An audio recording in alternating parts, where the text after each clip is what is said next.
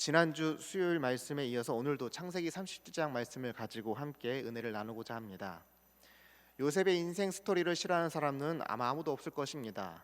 그 인생 스토리가 워낙 드라마틱하고 또 감동도 있기도 하지만은 무엇보다도 인생의 가장 밑바닥에서 가장 성공한 인생으로 비춰지기 때문입니다. 그러나 성경은 이 요셉의 인생 스토리에 초점을 두지 않는다는데 우리가 주목해야 합니다. 요셉의 인생 스토리가 아니라 창세기 37장 2절의 말씀처럼 이것은 야곱의 족보가 중심이기 때문입니다. 즉 하나님께서 야곱에게 주신 그 복의 말씀이 언약이 어떻게 성취되는지를 우리는 집중해서 보아야 합니다. 요셉 한 사람의 인생이 아니라 창세기 37장부터 50장까지 하나님께서 어떻게 언약을 성취해 가는지를 우리는 볼 수 있어야 합니다. 요셉은 바로 그 언약의 성취를 이루는 도구로서 등장할 뿐입니다. 요셉은 자신의 꿈을 위해서 혹은 자신의 성공을 위해서 혹은 자신의 인생을 위해서 살아가는 모습을 전혀 보여주지 않는다는 것을 우리는 전제하면서 말씀을 볼 수 있어야 합니다. 오늘 설교의 제목은 동상이몽입니다. 동상이몽. 같은 자리, 같은 모습, 같은 행동을 한다 할지라도 그 내면과 그 생각은 전혀 다른 상태를 의미한다는 뜻입니다. 오늘 본문 안에서는 하나님께서 택하신 한 가족, 한 족장의 가족이 등장합니다. 그런데 아이러니하게도 이 가정은 하나님께서 택하시고 꿈을 주셨지만은 그 안에는 다양한 꿈들이 있었고 또 그 꿈들이 서로 충돌하는 모습을 오늘 본문에서 보여주고 있습니다. 오늘 우리가 읽은 이 본문 바로 앞에는 무슨 내용이 있었습니까? 하나님께서 주신 요셉의 꿈이 등장합니다. 이것은 단순히 요셉 개인을 위한 꿈이 아니었습니다. 이 이야기는 요셉의 이야기가 아니라 야곱의 족보, 즉 하나님께서 언약을 어떻게 성취한지를 보여주는 이야기라고 말씀드렸습니다.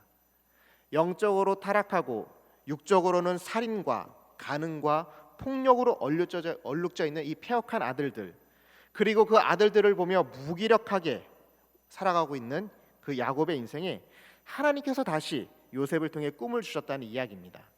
이 꿈은 단순히 야곱과 그의 자식들에게만 해당되는 꿈이 아니라 온 인류를 구원하시고 회복하시며 모든 죄를 대속하시고 만왕의 왕으로 높여주실 예수 그리스도에 관한 놀라운 꿈임을 말씀드렸습니다.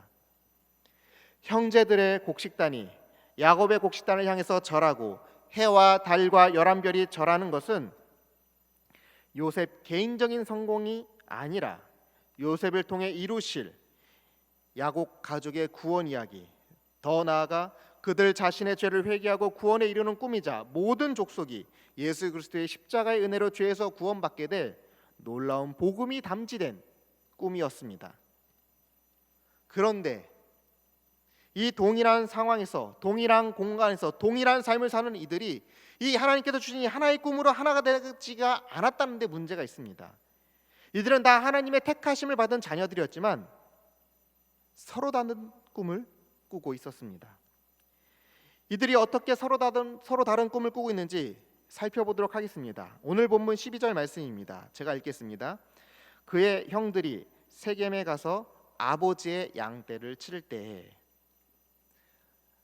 야곱의 인생에서 아마 가장 지우고 싶었던 순간, 가장 기억하고 싶지 않은 순간이었다면 아마도 이 세겜에서의 생활이었을 것입니다. 야곱은 삼촌 라반과 함께 밧단 아람에서 20년간 살았습니다. 그러다 베델에 하나님께서 다시 야곱을 부르셔서 야곱은 결단을 하고 베델로 가족을 이끌고 올라가기 시작합니다. 그러나 안타깝게도 야곱은 중간, 즉 이 세겜이라는 땅에 정착하고 말아버립니다. 야곱은 이 세겜에서 타락할 대로 타락해버린 자녀들을 바라보는 인생을 살아야 했습니다. 학자들의 계산에 의하면 야곱은 이 세겜 땅에서 10년을 살았다고 이야기합니다. 그리고 그 10년의 생활 동안 어떤 일이 있었습니까? 자기의 딸이 강간을 당하고 자기의 아들들이 세겜의 모든 남자들을 다 죽이고 그들의 가정을 노력하고 그들의 부녀자들을 빼앗아오는 심각한 반인륜적인 범죄를 저질렀습니다. 뿐만 아니라 야곱은 이 세겜의 일로 인해서 장자 르우벤이 아버지를 모욕하고 그의 첩 비라와 동침하는 것을 들어야 하는 수모를 겪어야 했습니다. 그런데 지금 그 아들들이 어디에 있다라고 12절에서 말하고 있습니까? 세겜에서 양을 치고 있다라고 들려주고 있습니다. 아들들은 여전히 하나님께서 약속하신 이 헤브론 땅에서 살기보다는 세상의 악한 문화, 가나안의 악한 문화를 여전히 즐기며 살기를 원했다는 것을 보여줍니다. 게다가 지금 그들이 누구의 재산을 가지고 이 세겜 땅에 가 있습니까? 아버지 야곱의 재산을 가지고 세겜에 가 있습니다. 아버지의 입장에서, 야곱의 입장에서 어떤 생각이 들었을까요? 상당히 불안했을 것입니다. 이 아들들이 혹여나 재산을 다 털어먹지는 않을까, 혹은 이전처럼 또 어떤 큰 사고를 치고 있지는 않을까 염려했을 것입니다. 본문 13절 말씀입니다. 제가 읽겠습니다. 이스라엘이 요셉에게 이르되 내 형들이 세겜에서 양을 치지 아니하느냐, 너를 그들에게로 보내리라. 요셉이 아버지에게 대답하되 내가 그리하겠나이다. 아버지가 요셉에게 얘기합니다. 네 형들이 세겜에서 양을 치고 있지 않느냐. 여러분, 이 말의 의도가 보이시죠? 너도 네 형들이 어떤지 잘 알지 않느냐. 그런데 그들이 지금 세겜에 있구나. 참으로 내가 불안해서 견딜 수 없으니 내가 너를 보내야겠구나. 이에 요셉이 어떻게 반응합니까? 내가 그리하겠나이다. 두말하지 않습니다. 그런데 여러분, 이 장면을 볼 때 창세기를 잘 알고 있는 사람들은 섬뜩한 생각이 먼저 들어야 합니다. 왜냐하면 형들이 요셉에 대한 감정이 그리 좋지 않았기 때문입니다. 그리고 그 감정이 결국 요셉을 죽였기 때문입니다. 특히나 형들이 요셉을 미워하고 시기했던 그 순간이 매우 중요한데요. 우리 창세기 37장 5절 말씀을 보겠습니다. 제가 읽을게요. 요셉이 꿈을 꾸고 자기 형들에게 말하며 그들이 그를 더욱 미워하였더라. 8절 말씀도 보시면 똑같이 더욱 미워했다라는 표현이 등장합니다. 그리고 11절 말씀도 볼게요. 제가 읽겠습니다. 그의 형들은 시기하되 그의 아버지는 그 말을 간직해 두었더라.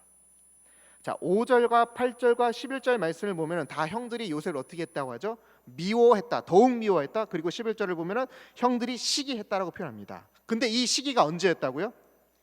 요셉의 꿈을 들었을 때. 형들이 요셉을 싫어하긴 했지만, 그러나 요셉을 미워하고 시기했던 순간은 처음부터가 아니라 언제였다고요? 요셉이 꿈을 말했을 때. 요셉이 꿈을 말했을 때 형들이 요셉을 미워하고 시기했다는 게 중요합니다. 우리는 이것을 통해서 요셉의 형들이 단순히 요셉이 싫어서 그를 미워하고 시기했던 것이 아님을 우리는 알아야 합니다. 왜냐하면 그의 아버지 야곱조차도 형들과 동일한 반응으로 그 꿈을 들었을 때 황당해하고 요셉을 꾸짖었기 때문입니다. 다시 말해서 형들은 아버지가 요셉을 편애했기 때문에, 또 아버지가 요셉의 그 꿈을 듣고 더 요셉을 사랑했기 때문에 요셉을 시기하고 미워했던 것이 아님을 알아야 합니다. 이들은 이 꿈이 누구로부터 왔는지를 알았기 때문에 시기하고 미워했던 것입니다. 이들은 이 꿈의 주인이 누구인지를 알았기 때문에 요셉을 시기하고 미워했습니다. 그 꿈의 의미가 무엇인지를 알았기 때문에 시기하고 미워했습니다. 이들은 하나님께서 형들을 제쳐두고 동생 요셉을 선택하셨다는 것에 지금 매우 화가 나 있던 것입니다. 형들의 시기심, 형들의 미워함이 결국 하나님의 택하심으로 기인한 것입니다. 앞서 말씀드렸듯이 창세기를 잘 아는 사람들은 바로 이 부분에서 심각한 일이 벌어질 것을 예측할 수밖에 없습니다. 아니, 성경을 어느 정도 아는 사람은 눈치챌 수밖에 없는 복선이 지금 여기에 숨겨져 있는 것입니다. 여러분, 창세기 4장에 어떤 내용이 있습니까? 가인과 아벨의 이야기가 나옵니다. 하나님께서 아벨의 제사를 받으시고 가인의 제사를 받지 않으셨습니다. 하나님께서 아벨의 제사를 받으셨다는 것은 아벨이 하나님 마음에 합했다는 것을 의미합니다. 이것을 시기하고 질투했던 형 가인은 결국 어떻게 합니까? 동생 아벨을 죽입니다. 표면적으로는 동생 아벨을 죽인 것이지만, 그러나 그 내면은 누구를 향한 원망과 불만이었습니까? 하나님이었습니다. 야곱의 아들들도 마찬가지입니다. 이들의 시신과 미움은 아버지의 편애가 아닌 하나님을 향한 불만과 원망이었습니다. 히브리어에 전통하고 현재 복음주의 학계에서 가장 존경받는 구약학자 브루스 윌키는 이 장면을 이렇게 해석합니다. 오늘날에도 야곱의 형제들처럼 하나님의 선택에 대한 교리를 불편해하는 사람들이 참으로 많다. 그러나 우리는 그분의 선택을 받아들이는 법을 배워야 한다. 그렇습니다. 우리는 왜 하나님께서 야곱을 사랑하시고 에서를 미워했는지 정확하게 이해할 수는 없습니다. 왜 애굽 왕 바로를 완악하게 하시고 모세를 사용했는지는 알 수 없습니다. 예수님께서도 마태복음 20장에서 모든 사람을 공정하게 대하시면서도 동시에 어떤 이들에게는 더 큰 자비를 베푸시는 하나님의 모습을 말씀하기도 합니다. 하나님의 선택을 우리는 다 알 수 없지만 중요한 것은 하나님께서는 하나님의 언약을 이루시는 신실한 분이시며 결코 실수한 법이 없다는 것을 우리는 알아야 합니다. 결국 야곱의 아들들은 하나님의 꿈을 미워하고 시가해서 어떻게 하기로 마음을 먹습니까? 오늘 본문 18절부터 20절 말씀을 보겠습니다. 요셉이 그들에게 가까이 오기 전에 그들이 요셉을 멀리서 보고 죽이기를 꾀하여 서로 이르되 꿈꾸는 자가 오는도다. 자, 그를 죽여 한 구덩이에 던지고 우리가 말하기를 악한 짐승이 그를 잡아먹었다 하자. 그의 꿈이 어떻게 되는지를 우리가 볼 것이니라 하는지라. 형들은 요셉을 죽이기로 단합합니다. 뿐만 아니라 20절 말씀을 보면 어떻게까지 말하고 있죠? 그를 죽여서 그의 꿈이 어떻게 되는지 우리가 지켜보자라고 말합니다. 지금 이것은 누구를 향해서 하는 이야기입니까? 하나님을 향해서 하는 이야기입니다. 우리가 하나님의 꿈을 짓밟아 버리자, 우리가 하나님의 꿈을 무너뜨려 버리자라고 이들이 한마음 되어서 이야기하고 있는 것입니다. 이것이 야곱의 아들들이 가졌던 꿈입니다. 하나님의 꿈을 완전히 짓밟아 버리는 꿈. 그렇게 이들이 다 같은 꿈을 꾸는 줄 알았는데 다른 꿈을 꾸는 한 명이 있으므로 그 계획이 조금씩 틀어지기 시작합니다. 그 인물이 바로 르우벤입니다. 본문 21절 22절의 말씀을 볼게요. 르우벤이 듣고 요셉을 그들의 손에서 구원하려 하여 이르되 우리가 그의 생명을 해치지 말자. 르우벤이 또 그들에게 이르되 피를 흘리지 말라. 그를 광야 그 구덩이에 던지고 손을 그에게 대지 말라 하니 이는 그가 요셉을 그들의 손에서 구출하여 그의 아버지에게로 돌려보내려 함이었더라. 르우벤은 다른 형제들의 말과 행동에 동의하는 듯 했지만 그러나 전혀 다른 생각, 전혀 다른 꿈을 가지고 있음을 지금 보여주고 있습니다. 그것은 요셉을 구해서 아버지에게 돌려보내려겠다는 것입니다. 자, 여러분, 여기서 르우벤이 지금 다른 형제들의 눈치를 보고 있다는 것이 느껴지십니까? 아버지에게 돌려보낼 거면은 맏형으로서 당당하게 얘기했으면 됐습니다. 야, 그러면 안 된다. 그런데 지금 르우벤은 그렇게 말하지 못하고 있습니다. 왜냐하면 아버지에게 가장 반항적이었고 아버지를 가장 적대적으로 대했던 자가 바로 르우벤 자신이었기 때문입니다. 형제들이 악행을 저질러도 그 모든 것들이 용인될 수 있었던 이유가 바로 장자 르우벤의 역할이 컸습니다. 그는 누구보다도 하나님을 가장 경멸했으며 누구보다도 아버지를 가장 미워했기 때문입니다. 그런 자가 아버지를 위해서 뭔가를 행한다는 것은 다른 형제들의 입장에서 지금 납득이 안 되는 상황이었을 것입니다. 그렇다면 르우벤은 왜 아버지를 위해서 요셉을 구하려고 했던 것일까요? 르우벤은 이 일을 통해서 지금 다른 꿈을 꾸고 있었던 것입니다. 르우벤은 요셉을 아버지에게 돌려보내므로 다시 아버지로부터 신뢰를 얻고자 했던 것입니다. 자신의 장자의 지위를 다시금 회복하고 자신이 다시금 아버지의 총애를 받아 형제들보다 우위에 있고 싶었습니다. 르우벤은 다른 형제들과 달라 보였지만 결국 자신의 꿈을 위해서 요셉을 이용하고 있다는 데는 차이가 없음을 보여줍니다. 본문 29절과 39절의 말씀도 보겠습니다. 르우벤이 돌아와 구덩이에 이르러 본즉 거기 요셉이 없는지라 옷을 찢고 아우들에게로 되돌아와서 이르되 아이가 없도다. 나는 어디로 갈까? 르우벤은 요셉이 없어짐으로 지금 옷을 찢습니다. 이 모습은 이후에 나오는 야곱의 모습과 이제 비교가 되는데요. 르우벤도 옷을 찢고 야곱도 옷을 찢습니다. 그러나 30절 말씀을 보면 르우벤이 옷을 찢는 이유가 무엇이었음을 알 수 있습니까? 요셉을 이용해서 자기의 지위를 회복하고자 했던 그 꿈이 사라졌기 때문에 지금 옷을 찢었다는 것을 알 수 있습니다. 그래서 자신에 대한 신세를 한탄하는 모습을 보여줍니다. 나는 어디로 갈까? 나는 어디로 갈까? 더 이상 자신의 명예를, 자신의 지위를, 장자의 명분을 회복할 길이 사라졌기 때문에 신세 한탄을 하는 모습을 지금 여기서 보여주고 있습니다. 자, 이제 다른 형제들의 꿈도 또 지켜보도록 하겠습니다. 루벤을 제외한 다른 형제들은 요셉을 죽인 후에 과연 그 꿈이 어떻게 될지를 지켜보자고 동의했죠. 그런데 형 루벤 때문에 당장에 죽이지 못하고 어떻게 합니까? 24절의 말씀을 보면은 물 없는 구덩이에 던져 넣습니다. 여기서 물 없는 구덩이라는 말의 의미는 손을 대서 죽이지 않았지 굶겨 죽이는 것, 목말라 죽이는 것을 의미합니다. 즉 매우 잔인한 살인 수법이죠. 마침 그때 애굽으로 내려가는 상인들을 형제들이 보게 됩니다. 그리고 유다가 다른 제안을 하게 되죠. 본문 26절 27절의 말씀입니다. 제가 26절을 읽고 여러분들이 27절을 읽을게요. 제가 먼저 읽겠습니다. 유다가 자기 형제에게 이르되 우리가 우리 동생을 죽이고 그의 피를 덮어둔들 무엇이 유익할까?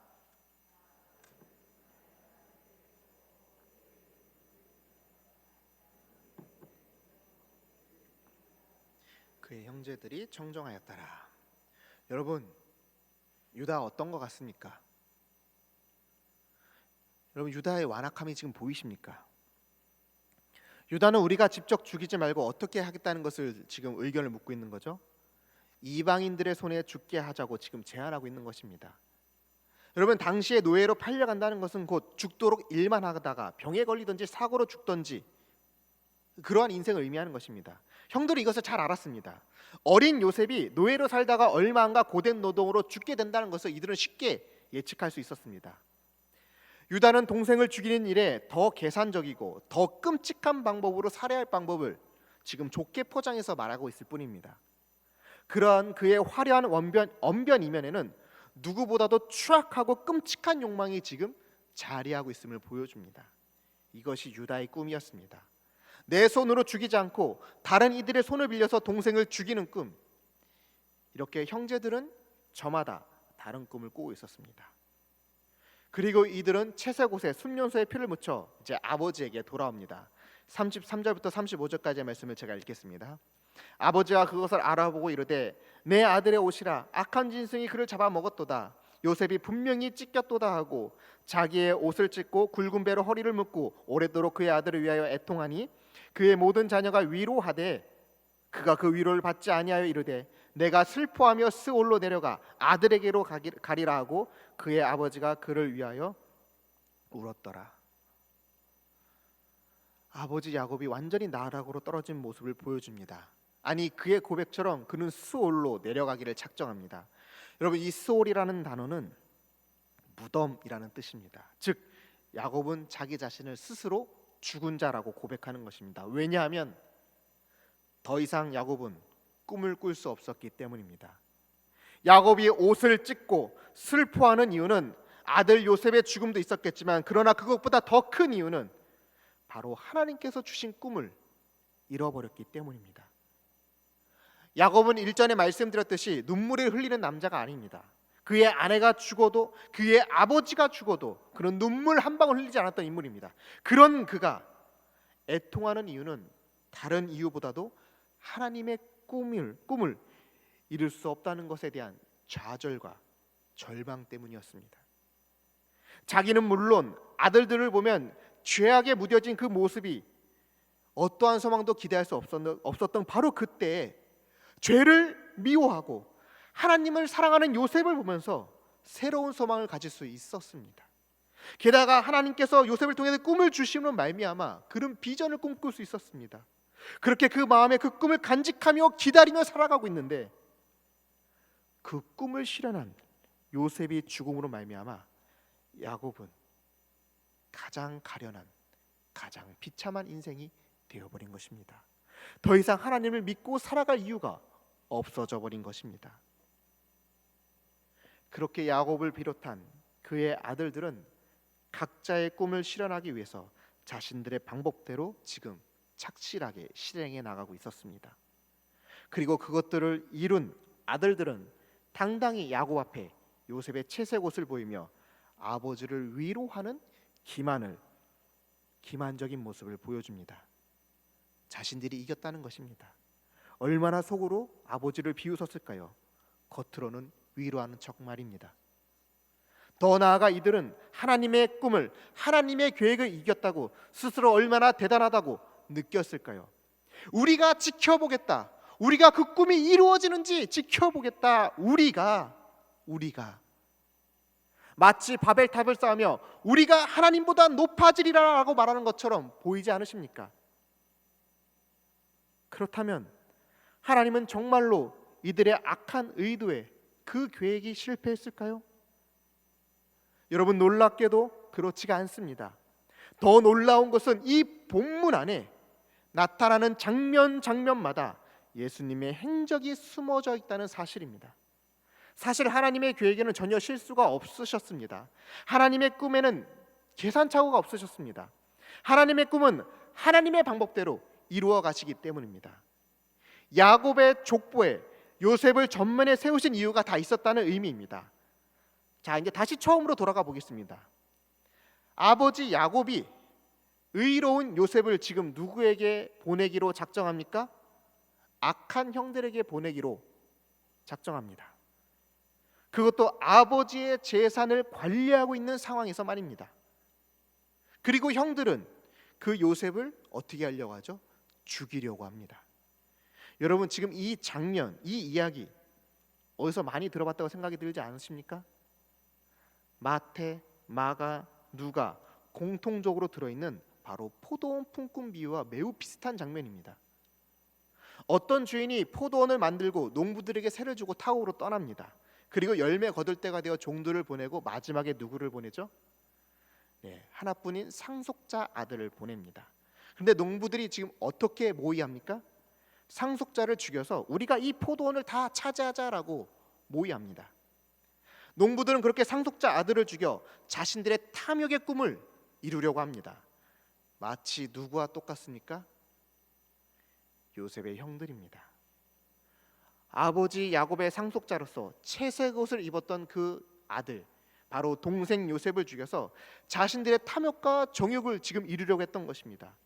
하나님의 통치를 거부하고 하나님의 섭리를 거부하고 자신들이 꿈꾸고 원하는 삶을 살려고 하는 이들의 모습, 이것이 바로 죄인들의 모습이라는 겁니다.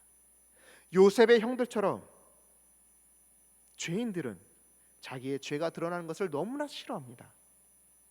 그리고 이 죄인들은 언제나 더 많은 것을 가지기 위해서 더 많은 욕심을 부리고 더 많은 것을 소유하기 위해서 부단히 노력하며 살아갑니다. 그리고 그 길을 막아서는 자는 그분이 심지어 하나님일지라도 죽여서라도 자신의 탐욕을 실현하고자 하는 것, 이것이 죄인, 곧 우리의 모습입니다. 이러한 인간의 죄성을 아심에도 예수님은 하나님의 뜻에 순종하여 이 땅에 내려오셨습니다. 마찬가지로 요셉도 형들이 자신을 미워하고 시기하여서 위험하다는 것을 분명히 알았음에도 아버지 야곱의 말에 두말하지 않고 순종하며 세겜으로 내려갑니다. 또한 형들은 자신들의 손으로 요셉을 죽이지 않고 이방인의 손에 죽도록 넘겨줍니다. 그리고 그 값으로 얼마를 받습니까? 당시 노예값인 은 20을 받아 팔아 넘깁니다. 누구의 손에? 형 유다의 손에. 마찬가지로 예수님도 유다의 손에 의해서 당시 노예값인 은 30에 팔립니다. 그리고 이방인의 손에 십자가에 달려 죽으십니다. 그리고 십자가에 달린 그 예수님을 보며 사람들이 무엇이라고 이야기합니까? 저가 어떻게 되는지 한번 지켜보자. 하나님을 신뢰하니 하나님이 저를 어떻게 구원하신지 우리가 지켜보자. 성전을 헐고 사흘 만에 진다고 말한 자여, 우리가 지켜보겠다라고 십자가에서 죽어가는 그 주님을 보며 조롱하고 멸시했습니다.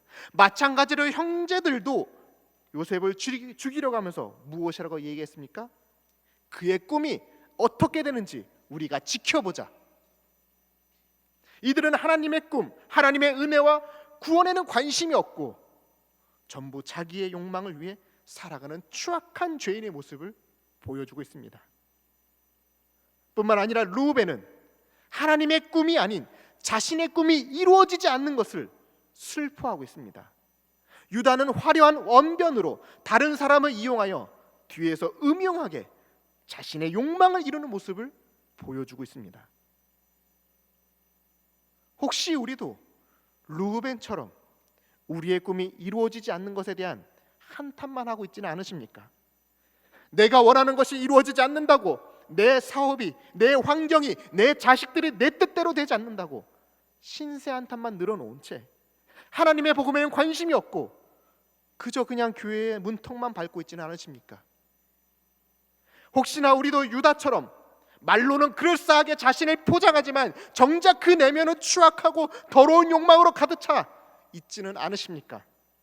하나님의 꿈, 하나님이 주신 그 복음의 말씀에는 관심이 없고 저마다 자기의 손을 이루기 위해 열심을 내고 있지는 않으십니까? 죄와 사망에서 건져주시는 그 십자가의 은혜보다 추악하고 더러운 욕망을 청산하지 못하고 여전히 죄를 탐닉하며 살고 있지는 않으십니까? 하나님께서 왜 야곱의 인생에 요셉을 보내주셨을까요? 그것은 살인과 음란과 폭력과 거짓, 기만하고 오만한 이들을 구원하시기 위함입니다. 하나님의 사랑을 받을 자격이 없는, 하나님의 언약을 어기고 자기 멋대로 살아가는 죄인을 구원하기 위함이었습니다. 다시 말해 요셉은 야곱의 가족뿐 아니라 온 인류를 구원하기 위해 오신 예수님을 지금 모형하고 있는 것입니다. 사랑하는 성도 여러분, 하나님은 언제나 우리에게 이 성경 말씀을 통해서 하나님의 꿈을 끊임없이 들려주십니다. 그것은 복음으로 회복되는 하나님 나라입니다. 예수 그리스도의 십자가의 복음으로 거듭난 우리의 모습을 원하십니다. 다시 오실 주님을 기다리며 이 땅에서 거룩한 삶으로 살아내는 교회의 모습을 원하십니다. 그런데 이 예배의 자리에 나와서 정작 우리 자신은 이 하나님의 꿈에, 복음의 말씀 앞에 혹여나 르우벤과 유다처럼 다른 꿈을 꾸고 있지는 않으십니까? 하나님의 꿈에는 관심도 없고 그저 신세 타령만 하며 어떻게 하면 내 신세가 나아질까? 어떻게 하면 나를 잘 포장해서 추악한 욕망을 이룰까에 관심을 두고 있다면 회개하셔야 합니다. 하나님은 오늘 우리가 이 복음을 듣고 변하기를 원하십니다. 텅 빈 여러분의 마음에 십자가의 복음으로 채우시길 간절히 축원합니다. 추악한 우리의 내면을 온갖 화려한 장식과 말과 행동으로 가식적으로 가리는 말을 이제는 그만두고 복음 앞에 있는 모습 그대로 나를 내어드리기를 축원드립니다. 하나님께서 우리에게 원하시는 것은 복음으로 무너진 가정이 복음으로 회복되기를 원하십니다. 무너진 우리의 삶이 회복되기를 원하십니다. 차갑게 식어든 우리의 신앙이, 우리 교회가 다시금 복음의 열정으로 기도의 불씨가 살아나고 찬양의 열정이 살아나길 원하십니다. 이 나라의 어두움이, 불의가 가득한 이 땅에 복음의 빛으로 정화되고 밝아지길 원하십니다. 저와 여러분이 하나님과 다른 꿈을 꾸는 자들이 아니라 하나님의 복음을 통하여 하나님의 나라를 꿈꾸는 하나님의 자녀들이 되길 소망합니다. 우리 대구제일교회가 다시 복음으로 주님이 원하시는 교회의 모습을 회복하고 주님이 원하시는 거룩한 삶을 회복함으로 이 땅의 빛과 소금으로 살아내는 저와 여러분들이 되길 주님의 이름으로 축복합니다. 기도하겠습니다. 하나님 아버지, 하나님께서는 꿈을 주셨습니다. 우리에게 복음을 주셨습니다. 그런데 주님, 우리는 어떤 꿈을 꾸고 있습니까? 하나님 나라의 꿈을 꾸고 있습니까? 아니면 내 욕망의 나라의 꿈을 꾸고 있습니까? 주님, 요셉의 형제들과 같은 어리석은 삶을 살지 않도록 도와주옵소서. 주께서 원하시는 그 복음을 통한 하나님 나라의 회복을 우리도 함께 꿈꾸며 그 복음을 통해서 내 삶이 회복되고 우리의 가정이 회복되고 우리의 교회와 나라와 민족이 회복되는 꿈을 꿀 수 있도록 주여 도와주옵소서. 예수님의 이름으로 기도하옵나이다. 아멘.